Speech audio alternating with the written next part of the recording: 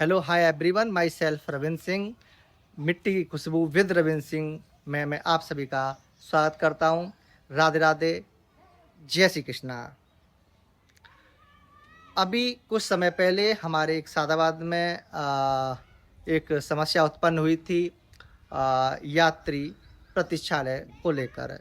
जो पुराना हमारा यात्री प्रतीक्षालय था वो काफ़ी खंडर रूप धारण कर चुका था और हमारे सादाबाद की नगर अध्यक्ष हेमलता अग्रवाल द्वारा एक नया आधुनिक प्रतीक्षालय का निर्माण हमारे सादाबाद में कराया गया। लेकिन समस्या उत्पन्न हुई जो कि हमारे पूर्वज या फिर हमारे जो जाट समाज के एक बहुत ही महान व्यक्तित्व रखने वाले श्री गोकुला जाट शहीद जो थे, जिन्होंने अपनी शहादत दी थी, अपना बलिदान दिया था, उस पुराने प्रतीक्षालय पर उनका नाम अंकित था। लेकिन जो नया प्रतीक्षालय विश्राम घर बनाया गया वहाँ पर उनका नाम अंकित नहीं था। तो हो सकता है यह कोई बाई मिस्टेक हुआ हो या फिर हो सकता है उस समय पर इस चीज़ का ध्यान नहीं दिया गया हो, लेकिन यह थोड़ा सा समस्या का रूप धारण कर लिया गया। काम किए जा रहे हैं, सभी जो भी चेयरमैन या अध्यक्ष आते हैं सभी काम करते हैं, इसमें कोई दो राय नहीं है। कोई थोड़ा कम करता है, कोई ज़्यादा करता है। लेकिन अगर पहले से उस पर वह अमर शहीद वीर गोकुला जाट जी का नाम अंकित नहीं होता और इस समय भी नवनिर्माण पर अंकित नहीं होता तो समस्या का कोई कारण नहीं था।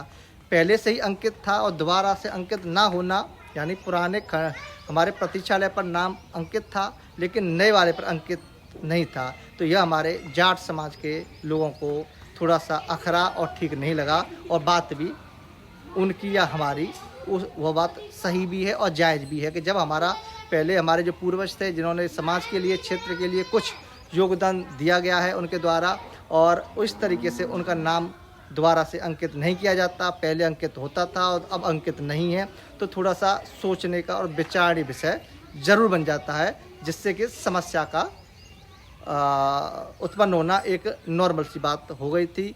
लेकिन बाद में कुछ हमारे जाट भाइयों द्वारा, जाट समाज द्वारा विरोध किया गया और कुछ समय बाद ही उस समस्या का हल हो गया और दोबारा से श्री गोकुला जाट जी का वहाँ पर नाम अंकित कर दिया गया, जो कि एक अच्छी पहल है और एक अच्छा कार्य है।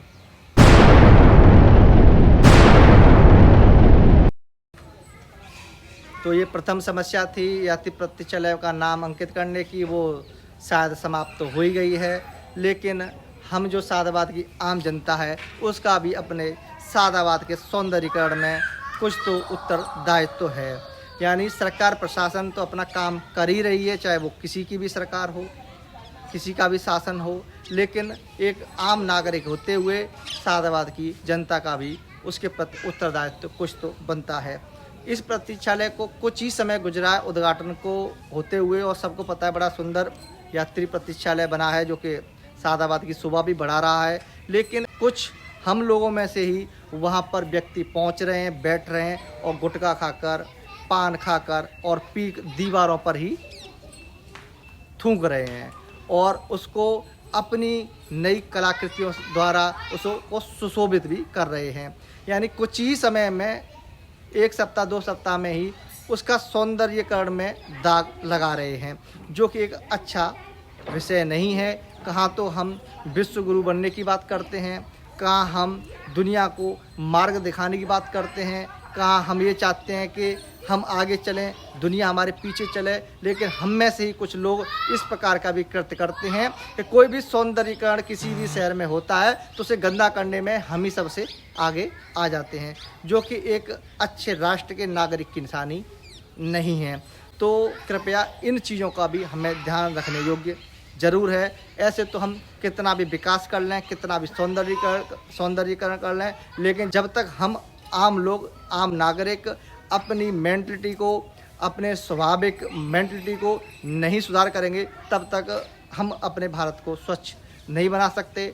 स्वच्छ भारत अभियान भी चल रहा है जिसने कि काफ़ी भारत को स्वच्छता प्रदान करने में हेल्प भी की है। लेकिन आज भी हमारे समाज में कुछ लोग हैं जो कि उनकी मेंटलिटी अभी इस प्रकार की नहीं है, वो अपने आप को पूरी तरीके से चेंज नहीं कर पाए हैं, वो इस तरीके का कृत्य कर रहे हैं। यानी हमारे यात्री प्रतीक्षालय एकदम बेहद सौंदर्यीकरण के साथ स्थापित हुआ और उसको विकृतीकरण करने में लोग कोई कसर नहीं छोड़ रहे हैं। कुछ ही समय में वहाँ पर बदबू आना और पान की पीकों और गुटखा की पीकों से उसको बहुत ही विकृत रूप यात्री प्रतीक्षालय लेता जा रहा है। और ऐसे अगर चलता रहा तो जो पुराना खंडहर जो हुआ था प्रतीक्षालय, इसको भी ज़्यादा दिन नहीं लगेगा। इस तरीके से तो किसी भी शहर को, किसी भी कस्बे को आधुनिक बनाने में और उसका सौंदर्यीकरण करने में वहाँ की लोकल जनता और आम नागरिक का काफ़ी अहम योगदान होता है। नहीं तो जैसे हमारा सादाबाद का प्रतीक्षालय बन के तैयार हुआ ही है कि उसे लोग गंदा करने में अपना जोर लगाने लग गए हैं।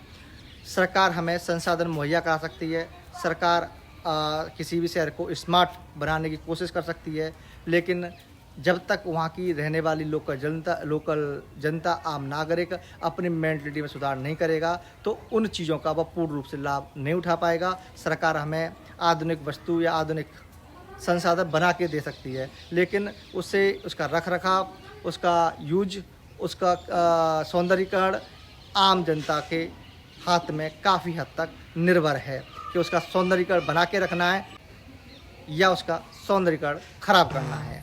धन्यवाद।